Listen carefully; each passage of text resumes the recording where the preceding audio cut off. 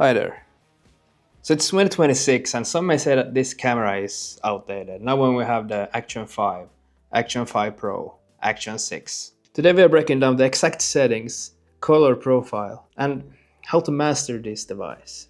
I had this camera for about 2 years. And this past week I decided to push it to the max. Like really test it out. How good footage can I get out of this little thing?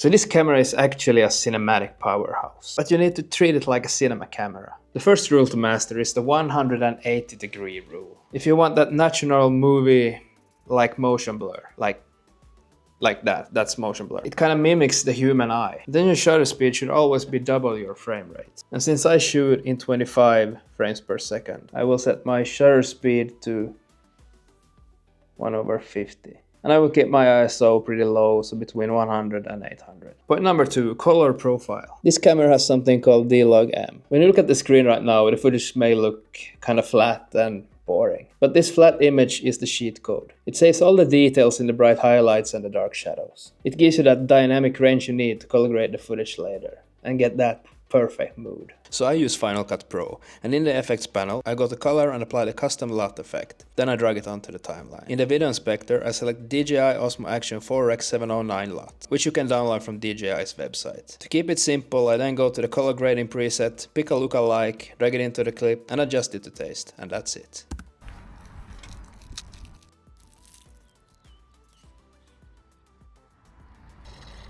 And the third setting is to set the sharpness and noise reduction to -1 or even -2. This will give the image a softer, more analog and premium feel. And I recently got myself some ND filters. So when you lock your shutter speed at 1/50th of a second in bright sunlight, your image will be completely blinded by the light. It will be totally overexposed. That's when these comes in. ND filters act like sunglasses for your camera. It cuts down the light coming into the sensor, allowing you to keep that perfect shutter.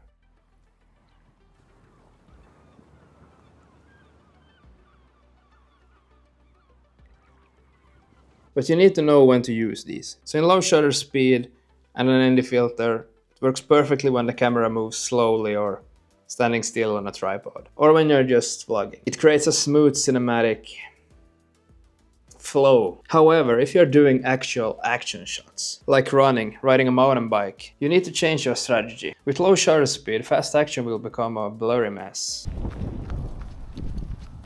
So in those moments you want to take off the ND filter. And also put the exposure in auto. And then just let the action camera be the action camera it was intended to be.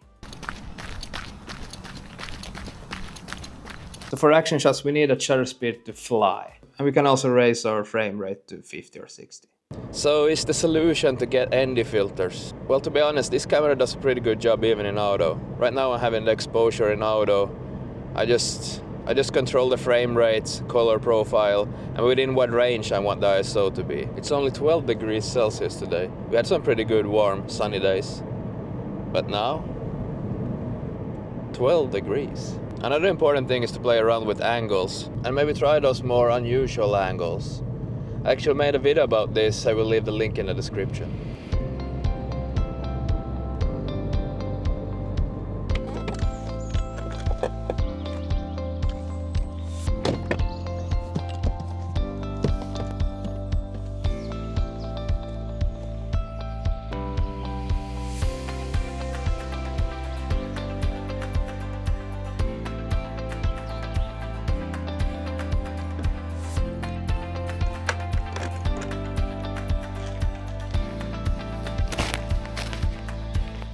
So now it's been about 1 week since I cut the grass here, and it seems like the grass growth speed is kind of slowing down now. In the beginning of the summer it grew pretty fast, so. But I think I'm good for another week.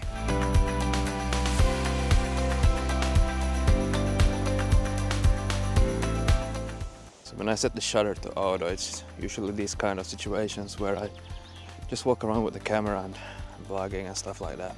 Mosquito, mosquito, yeah, yeah, yeah, yeah. So back to the big question. Is the Action 4 outdated? Absolutely not. The sensor inside this thing still have incredible dynamic range and color depth. At the end of the day, a camera is just a tool. It's not about having the newest gear on the market. It's about understanding that tool you already have and knowing how to control it. If you want to see more videos like this, smash the like button and subscribe to this channel if you haven't already, and I see you in the next one. Bye bye.